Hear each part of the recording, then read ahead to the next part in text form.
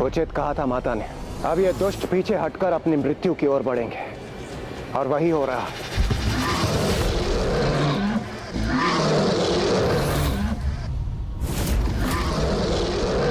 कीचड़ के समान भीरू मत बनो, आगे बढ़ो।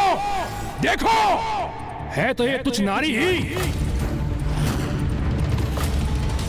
तुम्हें तनिक भी शक्ति नहीं पहुंचा पाएंगी मेरे महायोद्धाओं।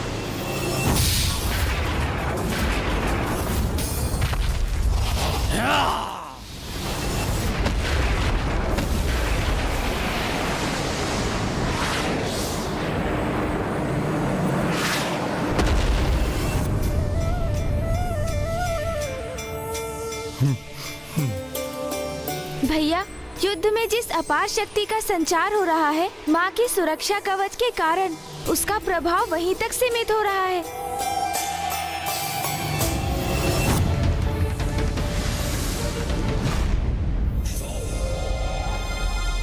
धिक्कार है इस असुर महायोद्धाओं को, एक तुच्छ नारी को रोकने में असमर्थ हो रहे हैं ये।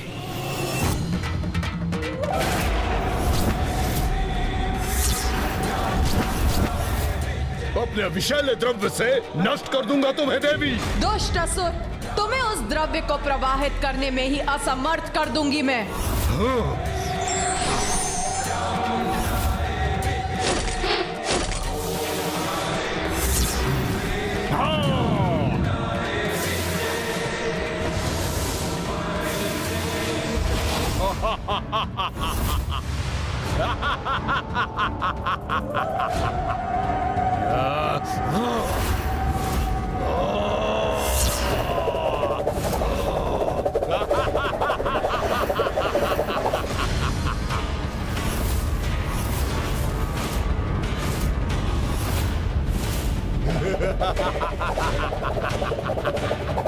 इतनी तीव्र गति से अपने दोनों मुख गतिमान करूंगा मैं कि तुम लक्ष्य साध नहीं सकोगी, किंतु मैं अपने घातक द्रव्य से तुम्हें भस्म करूंगा।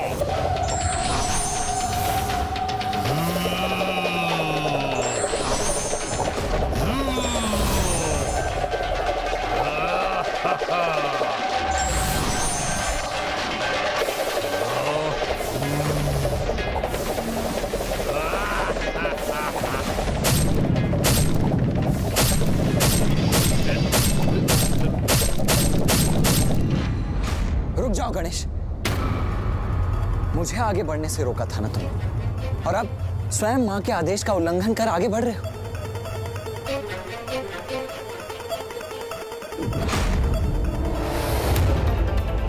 नहीं भैया, माँ का आदेश तो मैं कदापि नहीं भूला, किंतु हम इन दुष्टों के वध के उपाय माँ को बताना अवश्य भूल गए हैं।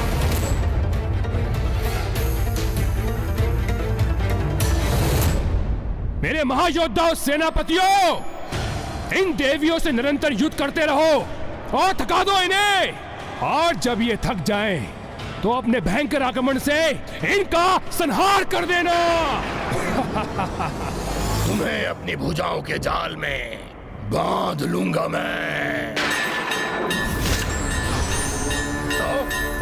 ये क्या? मुझे कुछ दिखाई नहीं दे रहा। है क्या ये? तुम्हारी भुजाओं को अपने त्रिशूल से बांध दूंगी मैं, अक्षम्य कर दूंगी मैं तुम्हें।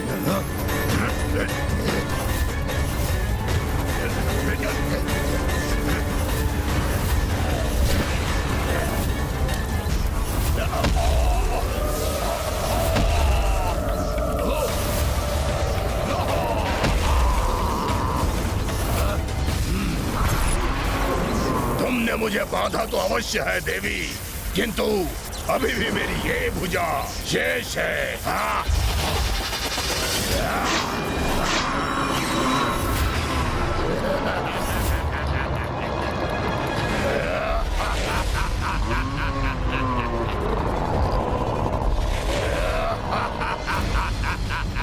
आश्चर्य, इसकी भुजा इसके तन से विलग होकर पुनः उत्पन्न हो गई।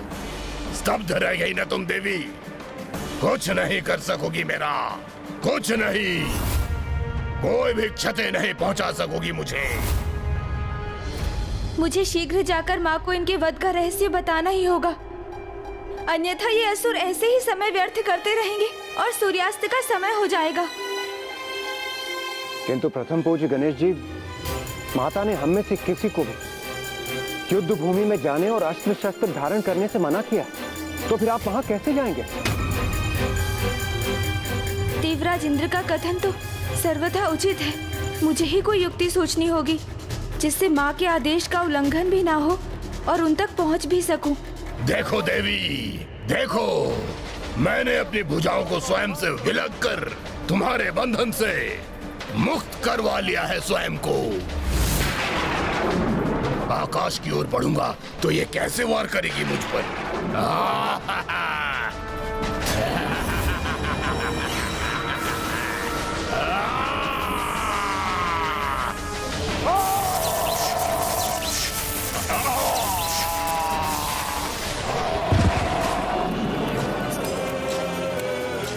ये देवियां, ये तुच्छ नारियां मेरे महायोद्धाओं पर भारी कैसे पड़ रही हैं? नारी की शक्ति का उचित परिचय प्राप्त हो रहा है इन दुष्टों को, ज्ञात हो रहा है इन्हें नारी का अपमान समाज और व्यक्ति दोनों के विनाश का कारक बनता है।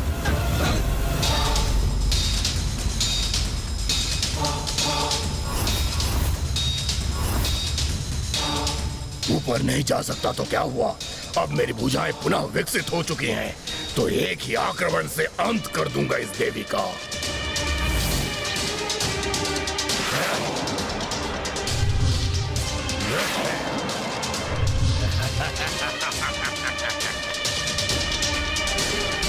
इस प्रकार तो आज ये युद्ध समाप्त ही नहीं होगा। मुझे कोई तो मार्ग निकालना ही होगा। मेरी देश सेना का कोई भी सदस्य युद्ध करने के लिए आगे नहीं बढ़ेगा और ना ही अस्त्र उठाएगा।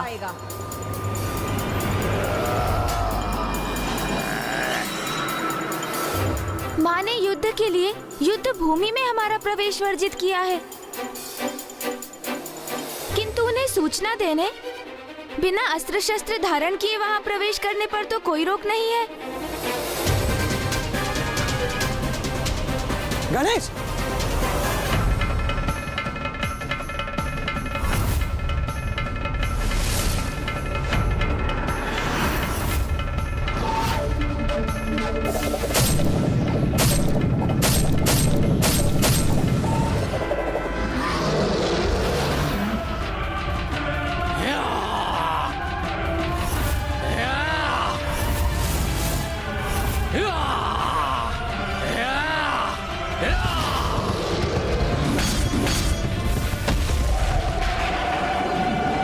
मुझे शीघ्र माताओं तक पहुंचना होगा।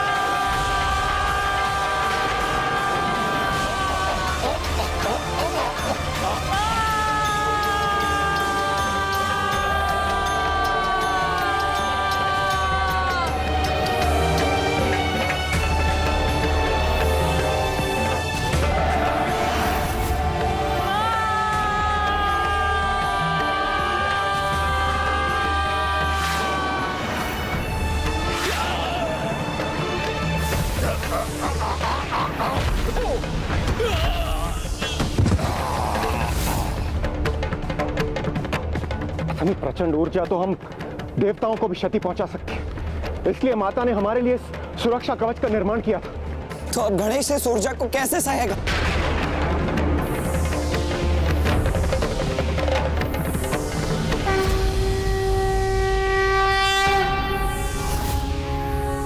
माँ का आंचल ही मेरी रक्षा करेगा।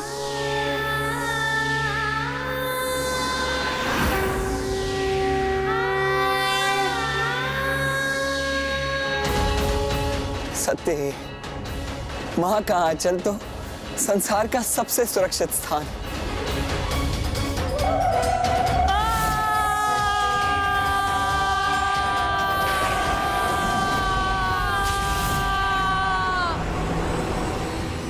उत्तम, अति उत्तम।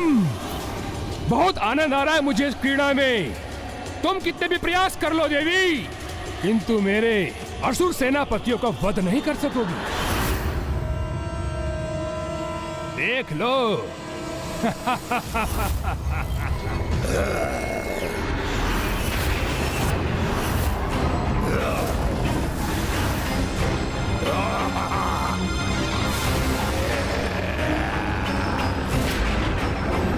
माता,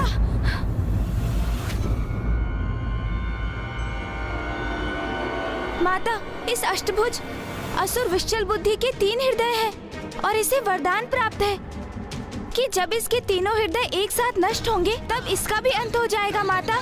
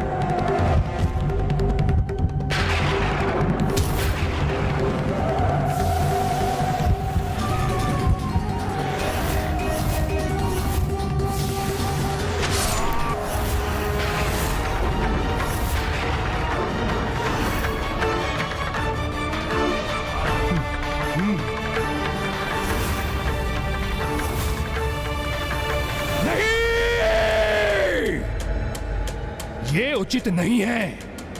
कैसे ज्ञात हुआ उस देवी को विशाल बुद्धि का भेद?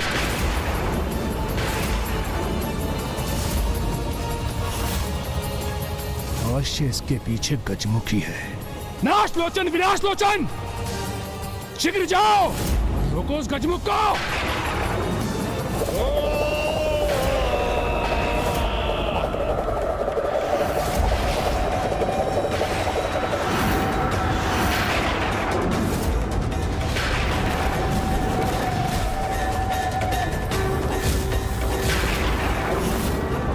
आगे नहीं बढ़ने देंगे हम गजमुख। अपने प्रहारों से यही रोक देंगे तुम्हें।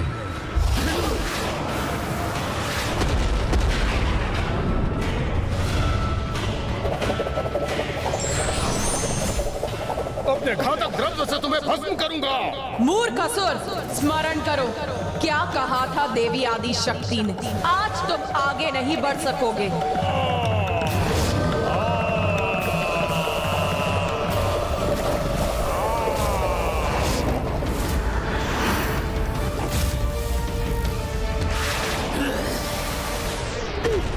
क्या करूं मैं? क्योंकि मैंने तीव्र श्वास भी ली तो ये दूर जाकर गिरेंगे। क्रोध भरी दृष्टि इन पर डाली तो उसमें भस्म हो जाएंगे। यदि तीव्र वेग से यहाँ से प्रस्थान किया तो उसके प्रभाव से ही मिट जाएंगे ये। किंतु ऐसा होते ही मैं भी इस युद्ध का सक्रिय भाग बनकर माँ के आदेश का उल्लंघन कर बैठूंगा, जो मैं कदापि नहीं कर सकता। इसलिए मुझे इन दोनों को थकाकर ही रोकना होगा।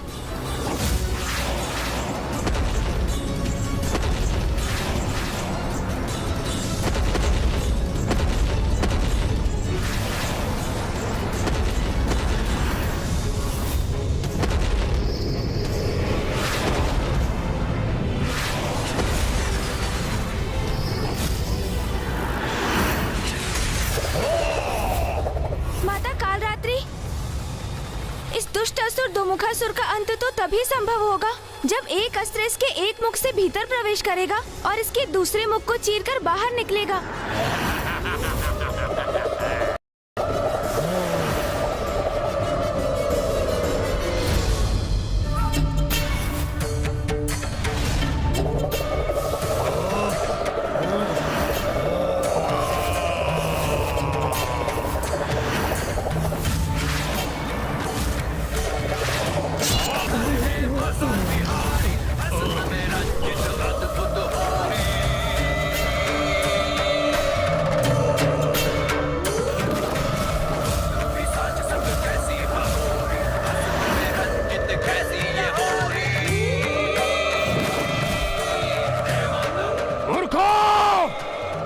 आदेश का पालन करो। रोको उस गजमुख को। बस माता चंद्रघंटा तक सूचना पहुंचानी है मुझे और फिर मेरा कार्य संपन्न हो जाएगा। किंतु उसके लिए इन दोनों का ध्यान बटाने का कोई उपाय करना होगा मुझे।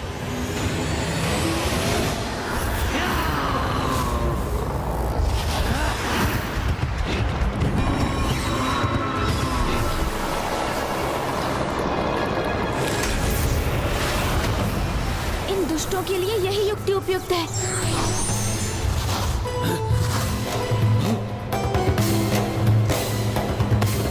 अदृश्य हो गया वो गजमुख। शीघ्र उसे ढूंढकर हमें रोकना होगा, अन्यथा असुर सम्राट हम दोनों को नष्ट कर देंगे।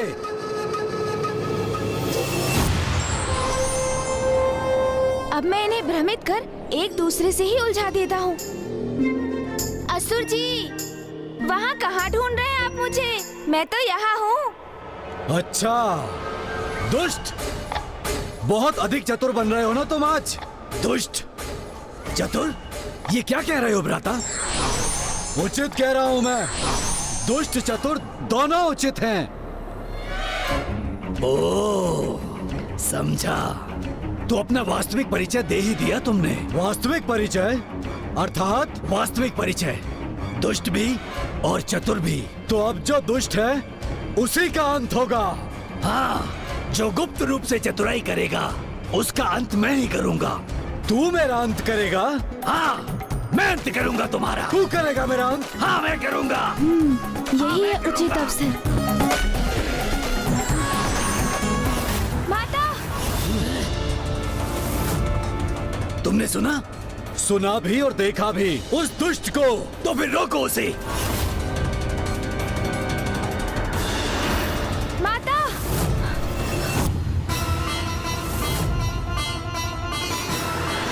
दुष्ट असुर, तुम्हारा अंत खींच लाया है तुम्हें यहाँ।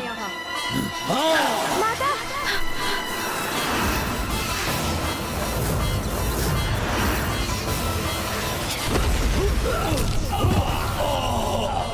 इन दोनों का भी अंत हो गया। माता, उस दुष्ट अभेदी का अंत तभी हो सकता है जब आप उसे कीचड़ में डुबाकर उस पर प्रहार करेंगी माता चंद्रघंटा। धन्यवाद पुत्र गणेश। अब इस शुभ कार्य में तनिक भी विलंब नहीं करूंगी मैं।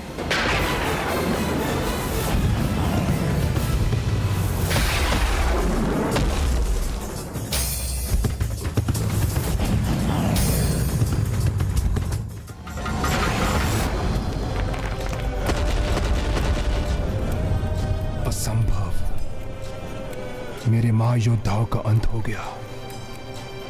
इन तुच्छ देवियों, इन नारियों के द्वारा।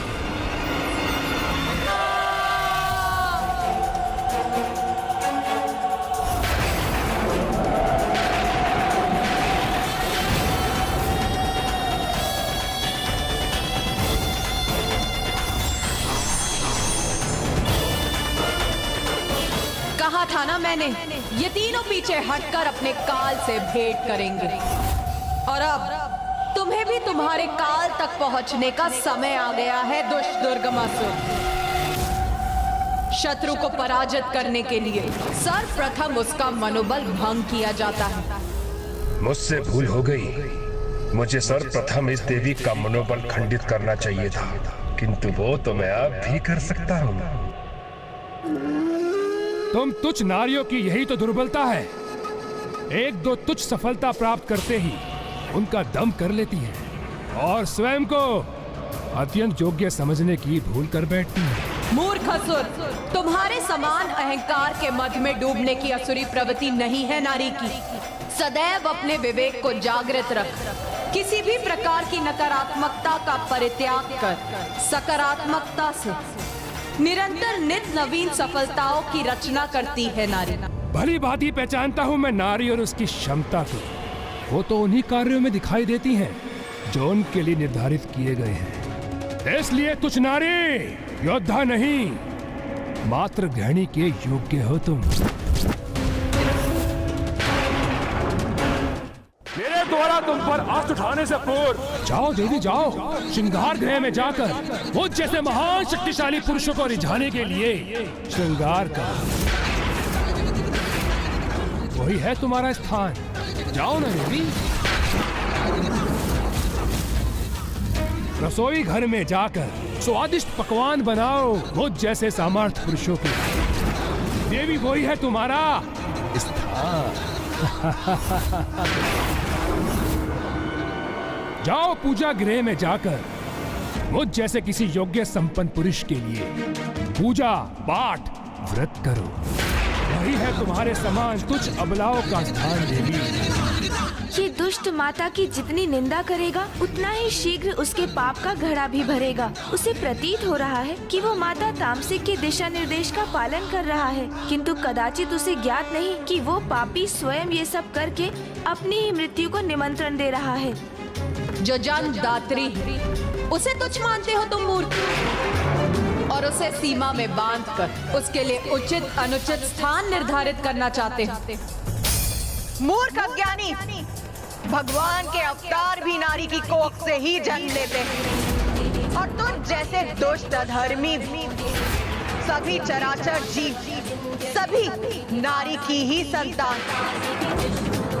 नारी यदि योद्धाओं को जन्म देकर उन्हें युद्ध के लिए भेज सकती, रसोई गृह में भोजन तैयार कर योद्धाओं को युद्ध के लिए योग्य बना सकती, मंदिर में अपने पुत्र, भ्राता, पति और पिता की विजय हेतु प्रार्थना कर सकती, तो वही नारी युद्ध भूमि में प्रस्तुत होकर उनकी रक्षा कर उन्हें विजय भी प्राप्त करा सकती।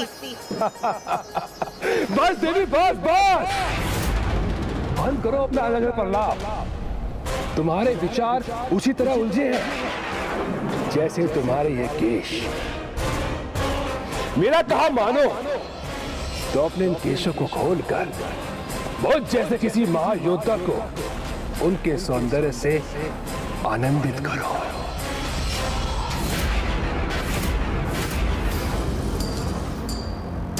आनंद की प्राप्ति तो ज्ञान से ही संभव है मूर्ख।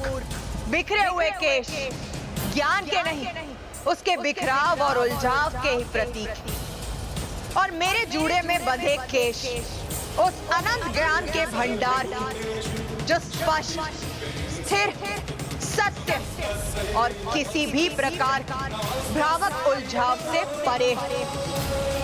इसीलिए इसके दर्शन ज्ञान पाने की लालसा रखने वालों को ही होते हैं, नारी को भोग की वस्तु समझने वाले असुरों को नहीं। इसीलिए उसके दर्शन भी अत्यंत दुर्लभ, और जो अपनी योग्यता सिद्ध करते हैं वो मेरे जूड़े के दर्शन का परम सौभाग्य प्राप्त कर सीधे परमात्मा से जुड़ाव स्थापित करते हैं।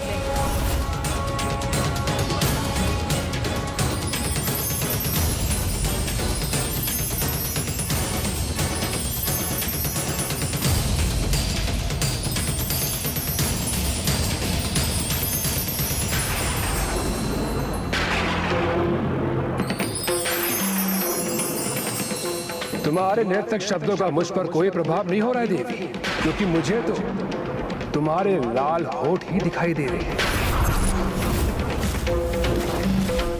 मानो तुम्हारे मुख में तांबुल हो।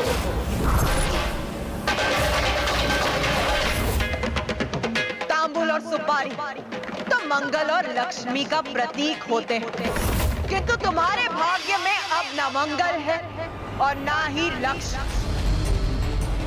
उचित कहा था माता तामसिक ने, मनोबल खंडित होगा तो इस देवी का क्रोध जागृत होगा, जिससे ये उत्तेजित होकर कोई ना कोई भूल अवश्य करेगी। इसलिए मुझे अभी नहीं रुकना चाहिए, इसके लिए और अपमानजनक शब्दों का प्रयोग करना चाहिए। देवी देवी देवी, इस प्रकार उत्साह में आगे मत बढ़ो, कहीं तुम्हारी पतली कटी बल ना खा जाए।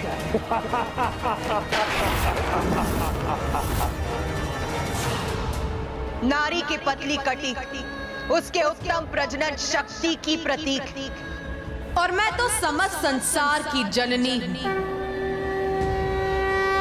इसीलिए मेरी कटी की चिंता तुम मत करो मूर्ख, वो तो अति सक्षम, उसे कोई क्षति नहीं पहुंचेगी। क्षति तो अब तुम्हें पहुंचेगी मूर्ख। खंडित यदि कुछ होगा तो वो तुम्हारा अहंकार दुष्ट दुर्गमासुर। अहंकार तो भी तुम्हारे मुख पर झलक रहा है देवी। तभी तो इस युद्ध भूमि में लोक कवच नहीं अपितु स्वर्ण आभूषण धारण करके आई हो तुम। तुझ नारी